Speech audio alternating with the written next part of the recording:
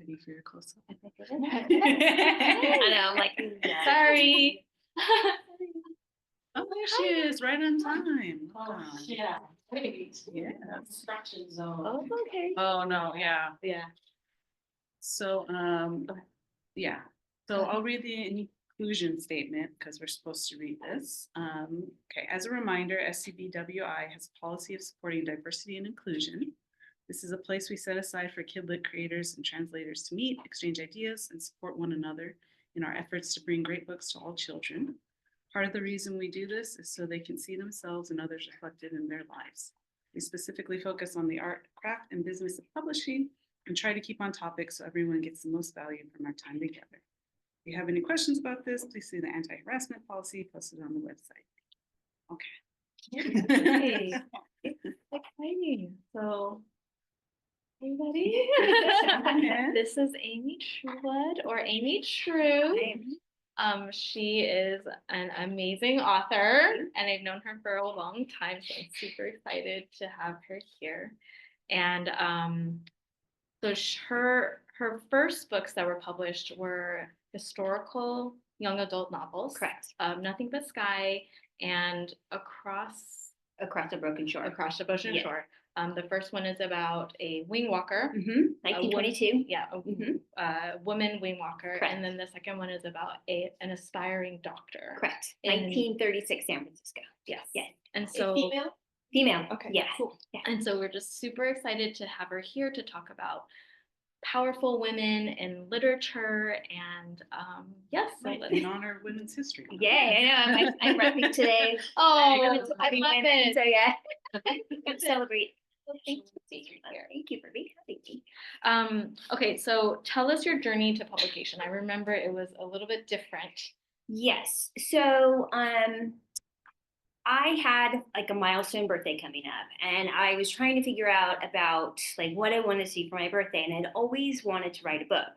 And I graduated from the University of Arizona in Tucson with a journalism degree, and had always had writing in some aspect of my life. I worked in advertising and in PR, so I always had writing as some part of my life. I just knew I really wanted to do write fiction. And so the year before my milestone birthday, I gave myself a challenge, which was to see if I could write a book in a year. And like 3 weeks before that birthday, like I wrote the end. Yes, so it was very close. It was very like by the skin of my teeth. And as you'll talk to most writers, I'm sure, who've been doing this a long time, like that was basically like my training novel. Like it will never see the light of day.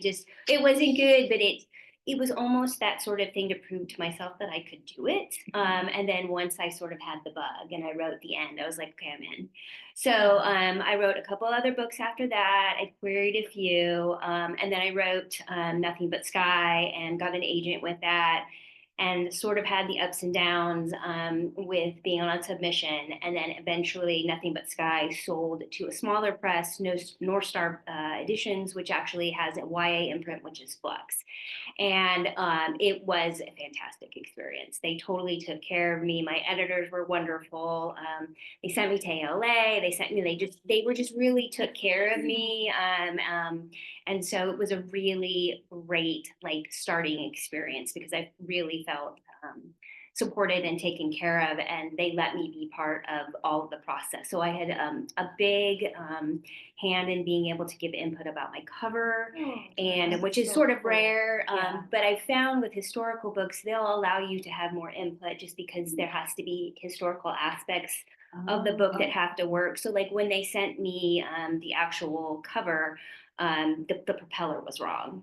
And so things like that where I could say, oh, hey, can we swap this out to the designer? Can we swap this out to be the right propeller? The same thing happened in my second book, Across a Broken Shore. The clothing that they had put on the female character and the medicine bag she was holding were all of the wrong kind of era. So I was able to like kind of go through some research and share that. So yeah, so it was a really great jumping off point for being a new author and sort of like easing my way into publishing. It was good. Did you publish your second book with the same publisher? Yes, so I had an option. And so once Nothing But Sky was out in the world, my editor at the time, she's no longer at Flux, but she was lovely. She came to me and said, what else are you working on? And I sort of scrambled to try to figure out what my next book was going to be. And I was scrolling through social media, and this great post came up about a female doctor who lived in San Francisco and practiced in San Francisco in the late 1800s.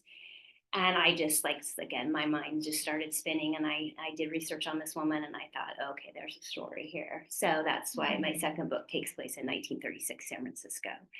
And the mentor character in Across the Broken Shore is loosely based on this female physician. Oh, Yes. that's Yeah. good. Yes. That's very cool. Yeah. Okay, very cool. So obviously we know about your books and they highlight powerful women or women we should know about, but we don't. Yeah, that's kind of like my tagline, right? My brand is when I say to people what I write, that's what I usually say. So do you find that there's similar themes in both of your books, or anything that you purposely put into them? I don't think so. I think the most mind-boggling thing that I didn't know until I really started doing research is that there's so many women in history who have made incredible contributions to society, but like we've never heard about them, right? Like as we've heard about like the Elizabeth Blackwells, who was like the first woman in the United States to get her medical license. We've heard about, you know, other women who've done incredible things, Amelia Earhart, and they obviously very much deserve their props. But there are other women who've just done amazing things that really have not gotten a lot of, you know, place on the paper, so to speak, and in history. So that was the thing both with Lillian Boyer, who was the inspiration for Grace and Nothing But Sky. This was a real true life woman in 1922 who basically was working in a Chicago restaurant. And a guy came in one day and said, "Hey, I fly planes. You ever been up in a plane?" And she was like, "No." He's like, "Come along." And so she went up on the plane and in the air, and I don't know what possessed her, but she unclipped herself and climbed out onto the wing, like the first time up in the air. And so she went on to have this incredibly brilliant daredevil life as a female wing walker. She lived until like her early 90s, and she just had this spectacular life. But you know, there's like literally this much written about her.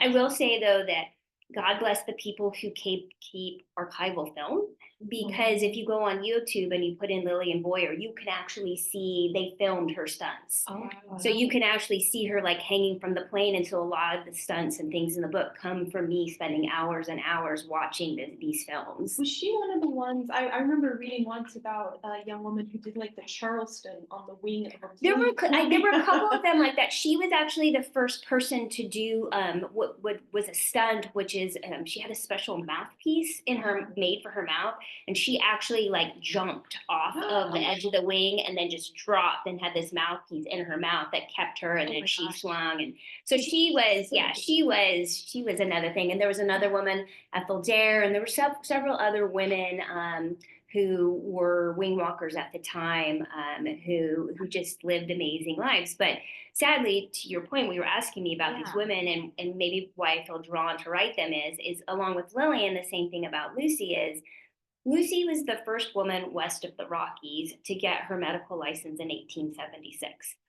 It would be 40 years before she could actually vote. So she was practicing in San Francisco for almost 40 years before she actually got the right to vote. And she founded the first woman and children's hospital in San Francisco, and she became the first female president of the San Francisco Medical Association, these crazy things. But when I went to go research her, there was nothing written on her. There was like a little blurb in Wikipedia. There was a little like obituary. And then somebody from the University of California at San Francisco, an alumni, wrote like an actual like research paper on her.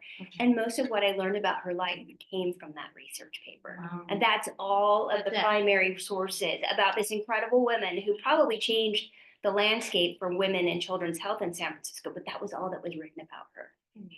So yeah, so this is sort of what fuels me, because I think, oh, these people had this incredible power and way of changing their worlds, their environments, their spheres, but just very little is written about them. So if I can just give them if I can put a little bit of spotlight on them through my books, and I always write big author's notes at the end about the inspiration in these women, and hopefully people will then go and research them themselves. But that's sort of what drives me and fuels me to write these stories, is I want to tell their stories. That's it. Yeah.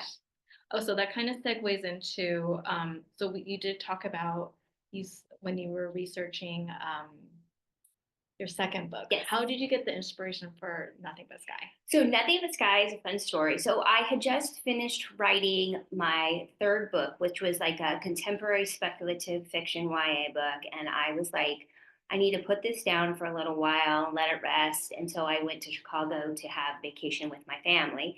And we went to the Science and Museum and Industry. And we walked in and I looked up and there was a biplane tethered to the top of the building. And then I looked and it was really weird, but I was like, there's something hanging from that biplane. That's really strange. So I went upstairs and I looked at it and there was an actual mannequin hanging from the plane. And there was a little plaque next to the display that said Ethel Dare. And so it talked about how in the 1920s, there were these women who were wing walkers. So we went back to the hotel that night and everybody was asleep. I got on my laptop and I was like, okay, now I need to know about these women. And so as I was researching more and more of these women, I'm like, oh my gosh, there's a story here. Like what we always do is like the what if, you know? And so, yeah, so that's sort of how Nothing But Sky kind of like popped into my brain, and Grace popped into my brain, who's the female main character, and like her voice, who she was, her struggles, her backstory, like came to me fully formed. Wow. Like I knew exactly who she was, what she had been through, that she would have this sort of love, kind of not love hate, but this sort of very prickly relationship with her Uncle Warren, who is her pilot at the beginning of the book, and then of course that Henry would show up, and Henry is the love interest, and he has just come back from serving in World War I and has some trauma from that, and it doesn't quite understand who Grace is at the beginning because she's mad because she's always taken care of the planes and been the mechanic, and then in comes this guy to kind of fix everything, and he's the one that sort of always is pushing her about why she's such a daredevil and why is she doing what she's doing. So yeah. With Ethel Dare, was that a stage name or was that her real name? You know, if you look online, because you know history is always this sort of weird evolving thing, and one thing gets like printed and then like somebody else will do research and something else will happen, so she's like listed as Ethel Dare and then she's listed as Ethel something else too. So I don't know if it was a stage name and then she had like her given name and then she legally changed it or what happened with that, but she's like, when I started researching her, she kind of had two names, which was really, and one could have also been like a maiden name and a married name too. Yeah. Interesting. I mean, it's a good name. Yeah, absolutely. Yeah, it was really, really good. Yeah. So cool. Oh, very cool. Okay, so you talked about your inspiration. Did you have, besides the challenges in researching, did you have any other challenges that you had to overcome in writing these books? Yeah, I think the interesting thing about writing with inspiration from real historical character, real people in history is how do you take parts of their life that you really want to make shine, but also make it work with the fictional narrative that you're telling? And so when I started writing Grace's story and Nothing But Sky, I really like struggled with, you know, how would she get there? How would she react? What would she be like? And, you know, none of these people are alive anymore. So it's really hard to know what their experiences were. And I actually reached out to a real life female wing walker. And I just sent her a series of really wild questions. Like, what does it feel when you're standing on the wing at 500 feet in the air? And what does the air feel like? And what are you smelling? And of course, it's a very different experience because back then it was a JN4, which was called a Jenny back then. And so, you know, it was an outprop and it was just, you know, there was oil spurting everywhere. I mean, it was a very different thing. The wings that they were on were actually wood like structures that had like canvas over the top. And then they were painted with something called dope. Not the dope you're thinking about.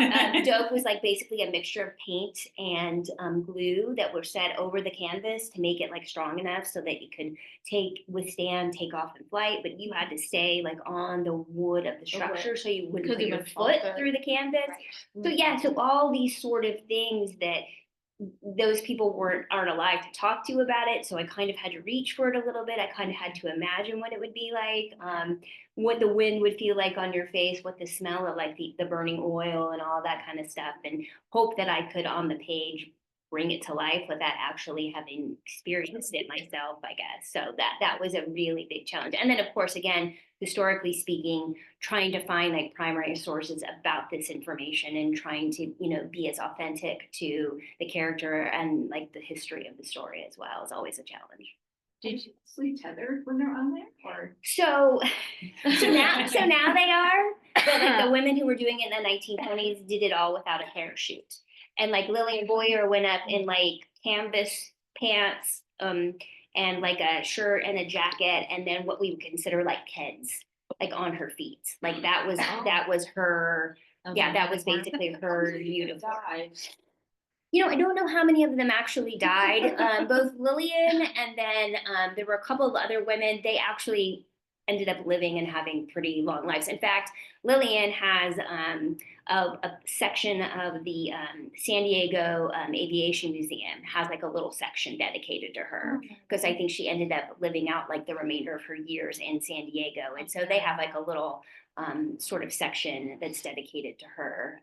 But that's the thing about a lot of these women, they've lived these sort of daredevil lives, but then they end up having like really cool, like you're glad to see them like lead that daredevil life and then go on and like have these, those full lives. And she ended up getting married. I don't think she had any children. Don't quote me on that, but she ended up having this pretty full life. And there's actually a funny story.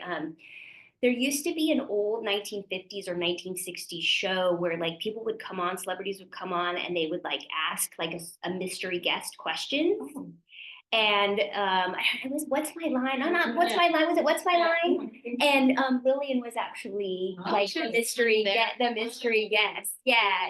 So and she actually gave a lot of her audio tapes or audio recordings to the museum as well, and they digitally downloaded them. So when I was writing, it was really cool to like hear her voice and have that primary source to have her talk about her life and stuff like that. So that was fascinating too. What's the wind speed up there? I have no idea.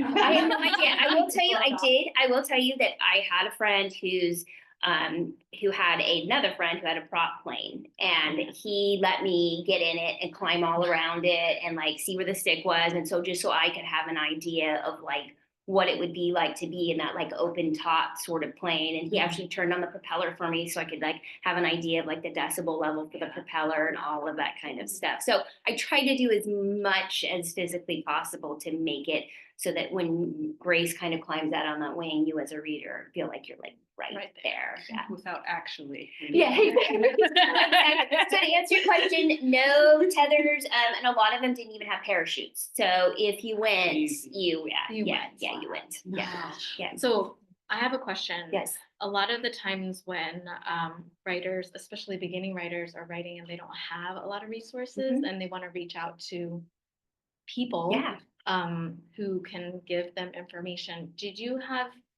problems having people respond to you, or were you just like, I'm gonna send it anyway? Well, it's interesting, right? Because if you're sort of a little bit more of like an introverted extrovert like I am, like you can kind of get a little bit inside your head and think, well, what if this person says no, or what if I feel bad or whatever. But then I just kind of convinced myself like it's an email, right? So I'll send this email and I'll do kind of a very simplistic job of explaining who I am and what I need and the simplicity of what I was asking. I'm going to send you, could I send you 5 questions? Would you mind answering them for me, kind of thing? So when I, like I said, when I reached out to like this real life wing walker, of course, her experience is totally different now. They're actually tethered on like a pole on the plane and they're strapped in and they have these special suits. It's a wild thing to see now. Do they still do this? Yes. Yeah. So the woman was really great. Obviously I think it took like 2 weeks for her to respond to me, but she was like, sure, so I tried to ask the most imaginative, direct questions I could about what the experience was like. And then I asked her if, just as, somebody who's done this, her whole entire life, what would she want people to know about that experience? So hopefully, that I could include that if it was. So maybe framing it in a way that, I want to show your experience. Yeah. And highlight what you do. Yeah, it's exactly. And not only that, but then again, like I said, like trying to make it, I'm a very visceral writer. So when I'm writing and I'm seeing the scene, I'm not only seeing it as like a movie in the head, a movie happening in my head, but I'm also thinking about like the smells and the touch and and this what I'm seeing. And so I like to really touch on all the senses and stuff like that. So that was what was really important to me too when I was talking to this woman is like, what does it feel like? What's the wind against your skin like? What are you smelling? You know, how are your extremities cold? Are they hot? You know, those types of things that I could hopefully kind of work into Grace's experience too. Yeah. Did she tell you anything about her motivations for doing this? Like, is that anything? No, I didn't ask her that. I Okay. didn't ask her that just because it's so hard, right? Because I didn't want to think about what her motivations were versus what Grace's motivations were. Because it's so easy, like it's weird kind of analogy, but like when you're like writing like horror, like you don't write to read a lot of horror books, right? Because you don't want to be sort of influenced by that, you know what I mean? So I don't think I asked specifically about her motivations or whatever, just because I didn't want that to sort of influence where I already knew Grace's head was. Yeah. Okay. Yeah. Interesting. Yeah. Okay, I'm gonna, oh, sorry. So when you're writing historical fiction, do you have any favorite resources generally that you go to? I like this. The Smithsonian has like an archival like area where you can like type in what you need. The Library of Congress does too. I like that a lot. I like for researching vocabulary is really important to me and really authentic to me, especially if you're writing in the 1930s or the 1920s. So I use Ngram a lot, which is a Google-based power, which is you can put in a word and it will actually show you the derivative, like when that word was actually first used in literature. What is that called? It's called Ngram, Ngram. And then there's also, and I'm so sorry, I'm not going to remember the name of it right now, but there's also a historical photo site. And I can always get back to you if you are going to do like some sort of research guide or something you want to add to this. And I'm sorry, I can't remember the name of it right now, but it's also really good to show historical archives and photos of that time period. So like when I needed to know what Nebraska looked like in like 1922, I would go to that. For the book I have on submission, it was 1912 New York. So I wanted to see what New York specifically, like right where Central Park might have looked like, you know, type of thing. So it's a really a good resource. And again, I'm sorry, it's totally slipping my mind what the name of that site is right now. But there are places like that where you can find the historical kind of information that you need. And again, I'm a really visual kind of person. So if I can find it, if I can look for it, if I can see it, then it really helps me sort of be able to then like bring it to the page. Right. Yeah. That sounds cool. Yes, please send that. I will. Yeah. And I know as soon as I like walk out of this room, it's gonna pop right in my head. Look at this website. I know. Okay, we're gonna segue into the equity, inclusion, diversity part. So do you have, obviously, these women in history were white, but there were other characters, male characters, people who are not your perspective. Yes. And do you have any techniques when you write those diverse characters? So I think I'm going to go back to what I said before, which is primary sources are so important, especially when you're writing historical, because if you can hear it from somebody's actual viewpoint, if you can hear somebody's voice, if you can hear them talk about the experience, it's so critical and so important. And I will give two examples that don't really work within like sort of the diversity part of it. Although I will add that in Nothing But Sky, Bessie Coleman makes an appearance. And if you're not familiar with who Bessie Coleman is, she was the first woman to get her international pilot's license. They would not let her get her pilot's license in the US, so she had to go to France.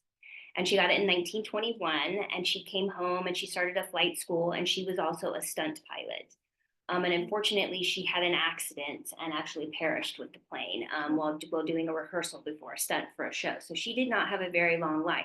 But I read everything I could about Bessie, and she was black. And she was black, yes. And she was incredible. And two really weird things happened when I wrote this book. I picked Nebraska like on a map. I wanted the Midwest. I didn't have a specific reason for Nebraska. I knew I wanted it to be Lincoln, Nebraska because of kind of the agriculture in the open area and being able to take a plane up and land a plane, in the fields and all this kind of stuff. Just, it felt like a right place. And after looking at it in historical photos, I thought this will work.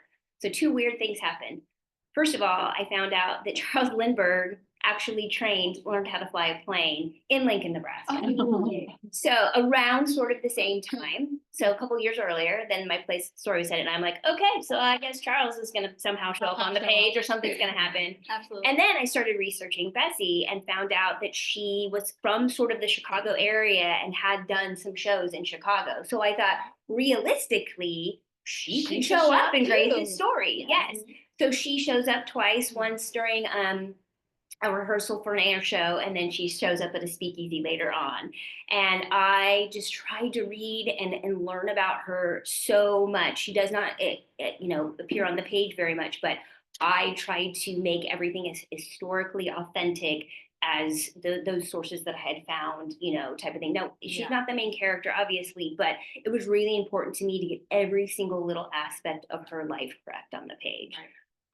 And so, in that aspect, I think that if that's not your experience, and if you can't tell that experience authentically, my always default is that there are so many incredible writers right now who have those experiences, and publishing needs to do a better job of giving platforms and spaces and deals to those folks, because those are the people we should be hearing from. In my opinion, those are the people we should be hearing from. Their authentic and true narratives are the ones that we should be hearing on the page. Right. So I obviously, in every single one of my books, I really try to make the most diverse cast as possible, because I don't care if you're in 1920s Nebraska, or you're in 1936 San Francisco, or you're in 1912 New York, wherever you're going to be.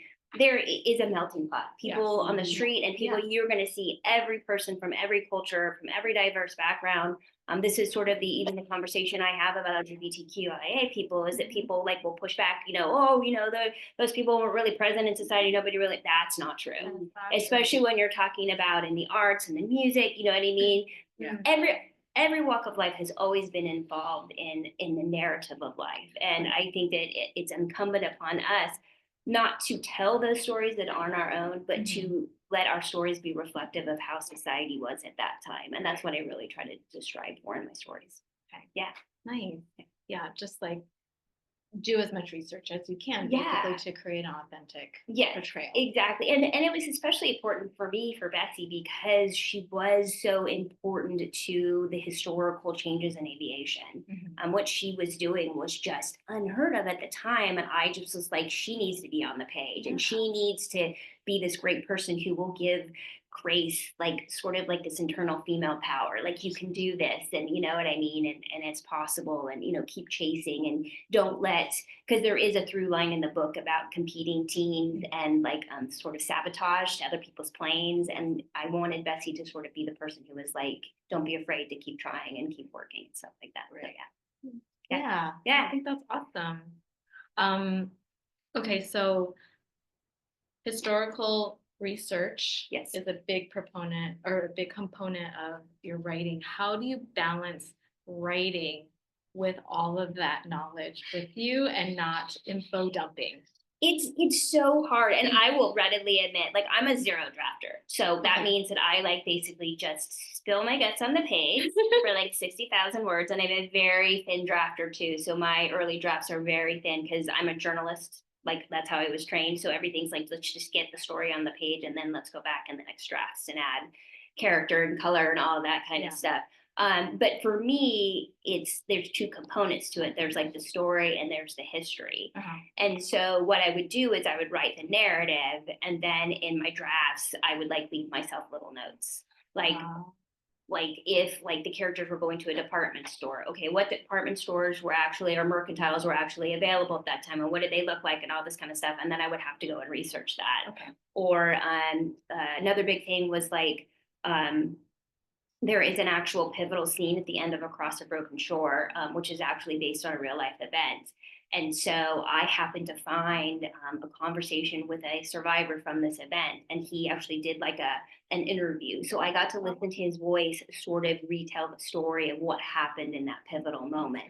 So being able to actually have that and hear it from a survivor standpoint, Yeah. like changed everything about how I formulated that scene and all that kind of stuff. Because I had really first written it as skeletal based on what I had researched about it, but then hearing his voice and the sounds and the things that happened during this actual event, totally, like I scrapped that entire scene. And then I went back and totally wrote it based on his like first person narrative, not word for word, obviously, but like the emotion of it all and like the heart palpitations and the fear and the worry and the, you know, and just the feeling of what happened in that on that day in that specific event. So I would just say that if you want to write historical, your first go-to should always be a primary source. Somebody who's actually been there, somebody who can tell the narrative from a first person point of view. And then if it can't be that, then you need to go to somebody who actually it has some sort of academic understanding of that historical event. And I will just say that I got really lucky with Across the Broken Shore, not only from finding that first person sort of experience, but, you know, just to kind of give you guys an idea, Across the Broken Shore is about a young woman who in 1936 San Francisco wants to be a physician. She's from a big Irish Catholic family and she's the only girl. So it's just this expectation that she's going to be a nun, but secretly at night she reads medical books. She finds out there's a female physician practicing in her neighborhood and she sort of sneaks off to apprentice with her during the day without her parents knowing. And the woman that she apprentices with is taking care of the men at the field hospital at the Golden Gate Bridge. So all the historical significance of the bridge being built is sort of like filtered into her story. So as Willa changes and grows, you know, the bridge is changing and growing. So there's this really cool symbiosis with it. But I knew that I had to understand like how the bridge was built because we started the book in one place and all that kind of stuff. So the long-winded point that I'm getting to is like I watched hours and hours and hours of film about like how scuba divers had to like scuba dive down into the bay in order to like to anchor the bottom of the bridge. And you know, you have to sort of really like get into it. And that was literally understanding that was literally like a line in the book. You know what I mean? So you spend a lot of time sort of trying to get the narrative down and then using your historical information and significance to make the narrative feel really, really strong and really smart and really historically accurate. Right. Because when you write historical books, if you don't get your stuff right, people will let you know in reviews and they will email you. And in fact, I got really lucky because when I was doing my research for the area that Willa lives in the story in San Francisco, I happened to find a guy who was like a historical expert about that neighborhood. Wow. He had grown and lived in that neighborhood. He was about 75 at the time.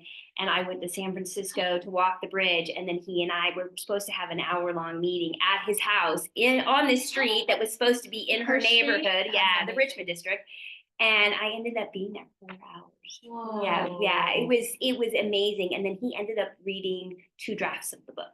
And he actually was like, oh, you're driving in the wrong direction down this street. Or you know what I mean? Like he was like, you gotta fix this and you gotta change this, you know what I mean? And so I felt really good that like once the book was done, that like I had like done my due diligence and that if you were somebody who really loved like San Francisco history, you would read it and be like, okay, this girl did her job, you know, type of thing. So that was really nice too. Cool. Yeah. Okay, so that kind of goes into the question of, do you use sensitivity readers and do you have people proofread your work? Yeah, so I think it's really important if you can have people who understand that era, understand that narrative, that kind of thing is really important.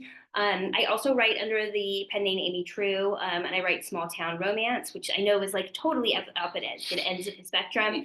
But in my 3rd book that's coming out, the main character is in recovery.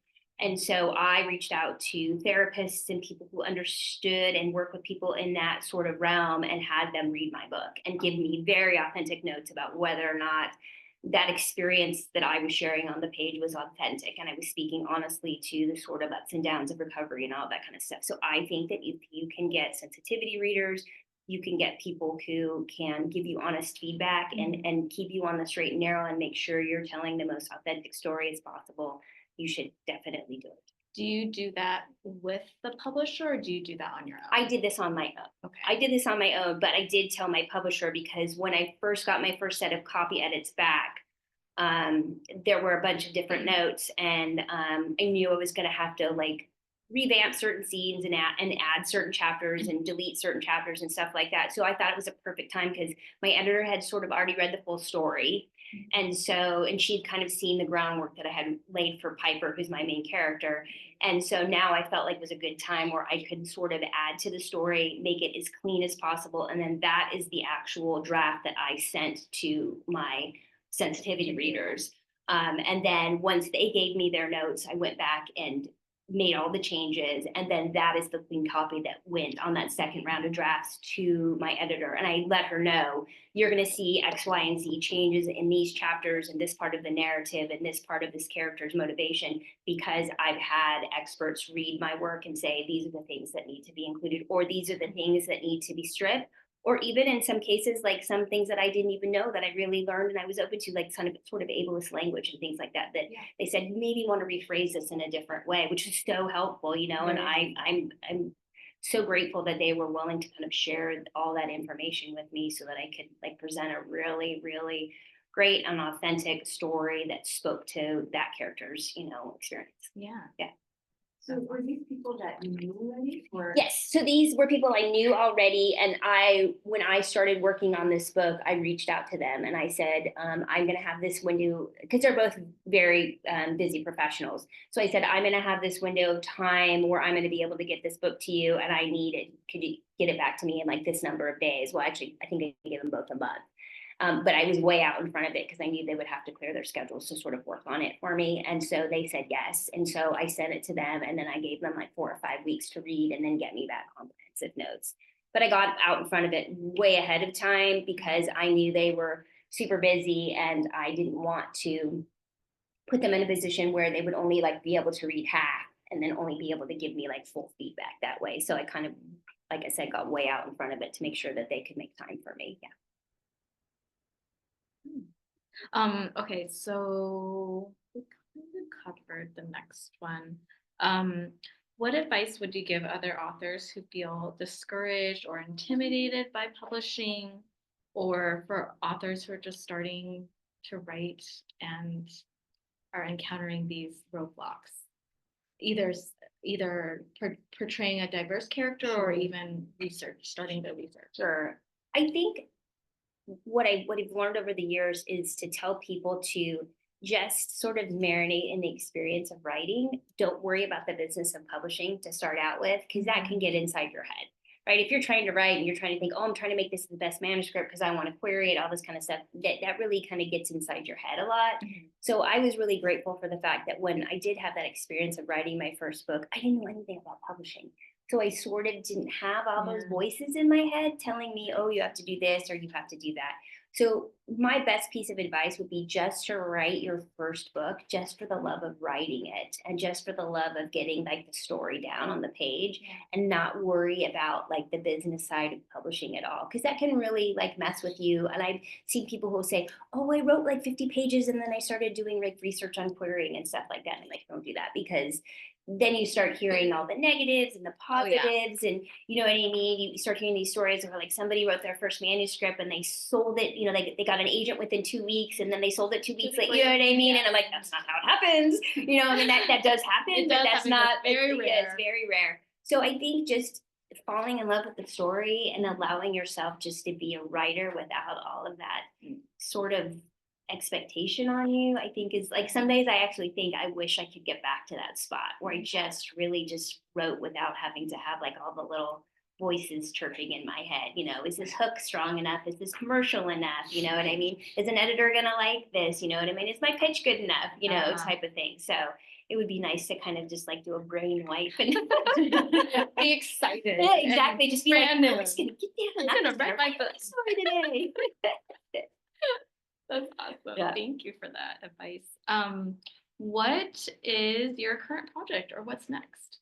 So I have just turned in the third book in the Ivy Falls series, which will be out the end of June, early July. This and is then just, this is not, this is not my historical books. Yeah. This is my This is- Amy True pen name Yes. romance so book. not for kids. Right, not for kids. Thank you for doing that. And then I you know what? I have like a really great YA idea that I'm sort of like marinating with, and it would be very different for me, but I'm really excited about it. It's 2 separate timelines, so really a big challenge for me because I've never written 2 separate timelines. So I'm sort of really excited about that.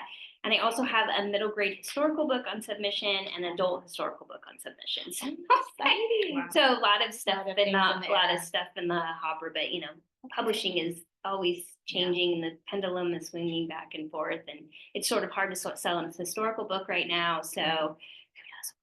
It's publishing. It's publishing. Yes. Amy, do you write full time or do you like have a day job or? how I you do. I this? have a part-time job. And so I work in the mornings from 8 to 11, and then I come home and have lunch, and then I usually write in the afternoons. And sometimes in the evenings if I'm like on deadline or something like that. But I have a pretty structured day. It's nice. Yeah, it's nice. And I just knew I'm an empty nester. So I just knew I would not be a good person to like just be home all day writing. Like I have to be outside and get fresh air and be engaged and do all that kind of stuff. Like I do yes, thank you. I do very well with structure. Structure is my friend. So yeah. So and not only that, but knowing that I have that specific time to write sort of motivates me to get, my behind in the chair and get the, the words in that I need for the day. So it's good. I'm gonna open up to questions, other questions? I was wondering, if you were to take your first drafting manuscript Mhm. and then the final book that gets published, how similar are they?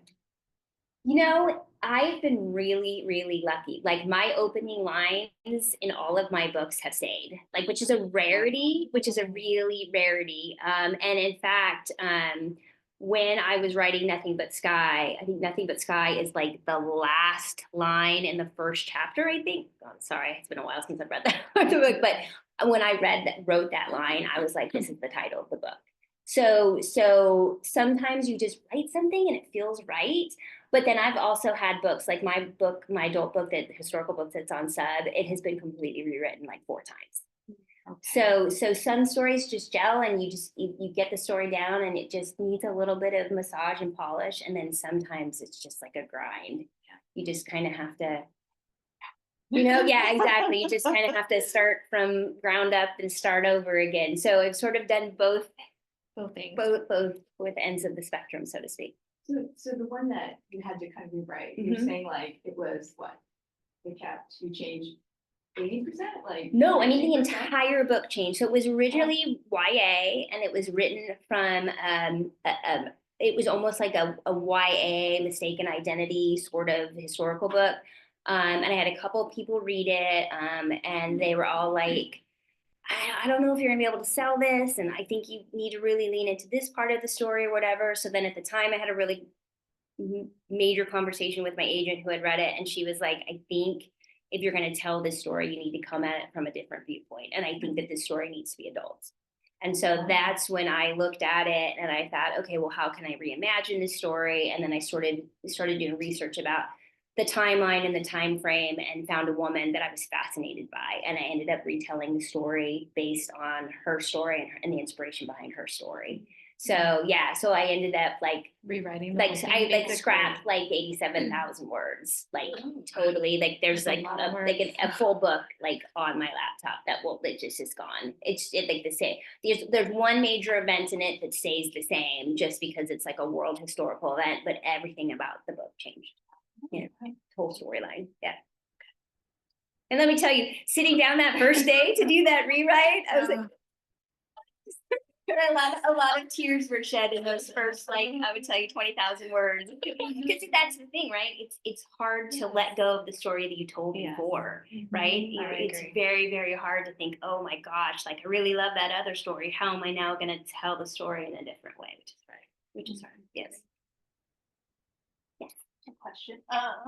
So your first 2 books were published with the same publisher. Yes.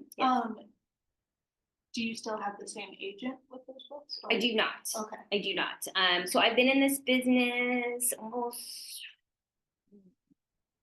let's see, writing professionally and being published a little over 10 years. And that time I've had 3 agents. Okay.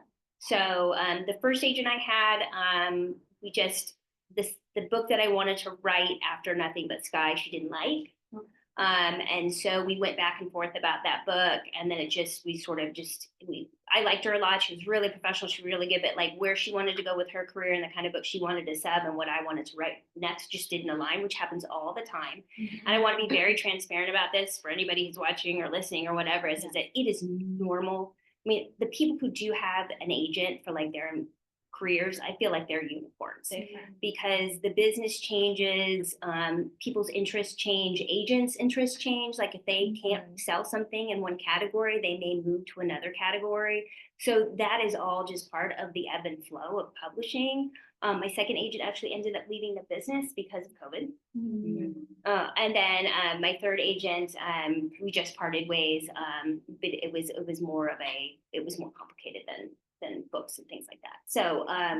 So I just would like people to know that there's this sort of like whispery kind of thing about like publishing, like you shouldn't share like the ups and downs of this business. And I'm very transparent that like this business is hard and you shouldn't feel bad or think that you're like the outlier. Like this happens, like people change agents all the time and people have books die on sub all the time. And sometimes people get agents and then like they're with that agent and that agent tries to sell like 2 or 3 books for them. And then they don't even sell a book until like the 4th book with that agent. So the agent has been working and grinding for them and they've been writing, and it takes 4 books before they can even have a deal. So these are all real things that sort of happen in the business, and I wish we would talk about them more because this business can feel super isolating. So I think the more we talk about it, about the ups and downs of the business, I think the better people feel and the less alone they feel. Yeah. Were you able to have conversations with your agents at the time? Like, would they give you recommendations, or would they like, where did you find yourself kind of starting over again? Yeah. Do you mean like editorial comments or like like when they switched, like when we parted ways? Yeah. So with my second agent leaving the business, she did say that I could go to her boss, but her boss wasn't really selling what I sold. So I knew that it would be sort of a not a great fit because I really wanted somebody who really was deeply ensconced in that sort of world, because then that agent has contacts with editors and they've really kind of learned that part of the business. So it's always better, I think, to work with somebody who really adores what you write, likes what you write, and has a track record of repping what you write, because then the likelihood of you selling something successfully is probably going to be better than somebody like that than somebody who maybe perhaps doesn't have a foothold in whatever that category or genre may be. Yeah, and for all 3, yes, it was back to the drawing board for me. Like I had to go back and go complete. I had to write a whole new book. Yeah, whole new book. That I wrote a whole new book. I queried a new book, and each time it was a new book. So so you do have to sort of go back. It's very rare, unless you are a multiple like New York Times bestseller and you're really well known. It's very rare to be able to get a new agent with actually having like some sort of new work that they can look at and then actually sub, because obviously they want to be able to have that deal and make the royalties from that deal. So they have to feel like you have something that for them that would be marketable. Yeah. Does that answer your question? Yes. Okay, good. This is more of a comment, Yeah. but maybe you can spin it further. Sure. You said you studied journalism. So I imagine you found that very helpful. It sounds like even like things like primary sources that you're mentioning and like say sending 5 questions earlier. Do you have any more tips, I guess, in that vein for people who didn't train in journalism? So I think you're going to probably be surprised when I say this, but I think actually being journalistically trained made being a fiction writer harder for me. Okay. Because when you train as a journalist, you are trained that everything is black and white, everything is fact-based, as it always should be. There should be no flowery prose. There should, you just really should always get to the point, you know what I mean? And so it's very simplistic, straightforward, fact-based writing. And so obviously that's not how you can be when you write fiction, right? So it was really hard for me to like my sentences right out of the gate, which is very simplistic, very straightforward, didn't have any like flared, you know what I mean? Like it took me a long time to sort of learn how to build my craft. And that came from reading a lot of my favorite authors, going to some conferences and listening to people speak, having a great critique group and having people critique my work and just really sort of working on my craft. The one place it has helped me is like I said, it lets me draft really fast, because when I do 0 drafts, it allows me just to like get the story down on the page without sort of all of the color, like I said. And then of course, then I have to kind of like then go to my fiction writer cap and be like, okay, so now all these characters need backstories and all these characters need hair color, and you know what I mean? So the setting needs to be more than just like, you know, a ranch in northern Colorado. Yeah, exactly. So yeah. So my early drafts are like really like A plus B plus C plus D. I mean, it's literally like Act 3 structure, boom, boom, boom, boom, boom. And then it takes me, like the book I just wrote, when I got done with the first draft, it came in right at about like 61,000 words. And the draft I sent off on Friday was 87.5. So that tells you kind of, yeah. And that was probably draft 5 of the book. So as you can tell, as the draft is changing and growing and polishing, getting massaged, and just growing word count, but I'm also growing all of the things that make fiction, which is like adding the color and the texture and the, you know, the feeling to it. Yeah. Are you with the same publisher for your contemporary romance? I'm not. Okay. Nope, I am not. And the one thing I will say about my option book, and I wanted to add this too, is about my option book with Flux, is that contracts are wild, and you should always have an agent. Always. And if you don't have an agent and you go with a small press that takes submissions without an agent, you need a publishing attorney or somebody who understands the business to look at it. Because one of the things that I've learned from other people is that if you get you have an option clause written into your contract, it should be as broad as possible. So like my option clause was, I like literally had it written as just whatever my next YA historical book is. It wasn't anything that had to be like, you know, because sometimes option clauses can be like, you know, first right of refusal on YA, and then it'll kind of drill down and it'll make it really, really difficult for you to be able to like write anything else, right? You know, because you're beholden to them for whatever you write next.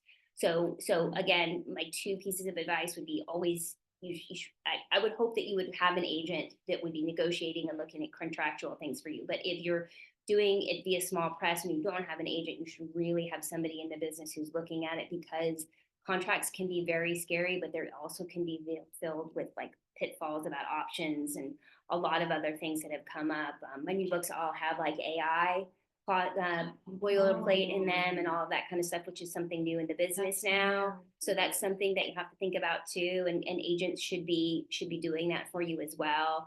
So that your work can't be used to train AI, that you make sure you don't have AI audiobook narrators, things like that come up now with the ever-changing tech of the business. But I did want to mention that you should always, you know, contracts are just, you know, really, I mean, they're legal documents, you know, and publishers want to protect their rights, and they want to make sure that everything is to their benefit, but you want to also make sure that you're having benefits in how the legal language is written as well. So you need an expert to help you with that, because we as writers, obviously, you know, unless we're trained attorneys and know what to look for, publishing attorneys, we won't ever know correctly what to look for. Yeah. Yeah. Any other questions? All right. Thank you. Can I add one thing? Yes, For yes. people who are watching, because I really wanted to do this. Yeah. So I love talking about books that I love, especially in this genre. So if you like YA historical, or you would like to dip your toe into YA historical, I have 3 books to recommend. Okay. So I would recommend Randy Pink's Angel of Greenwood, which is inspired by the 1921 Tulsa Race Massacre. It's a beautiful, beautiful book. Currently having issues with banning at the moment. So I would highly recommend that you check it out. It's a beautiful book. I would also recommend Melinda Lowe's The Last Night at the Telegraph Club, which has won every award, I think, every children's award known to man, and it is a beautiful, beautiful book. And then my last suggestion would be The Downstairs Girl by Stacey Lee. Which is another YA historical book that is beautifully written, and it's just the downstairs girl.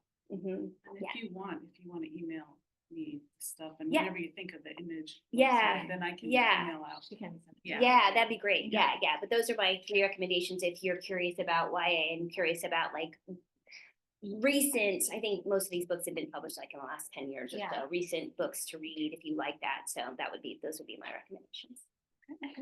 Thank You're you so welcome. much. Thank you. Thank you for having me. This was so much fun. How do I? No.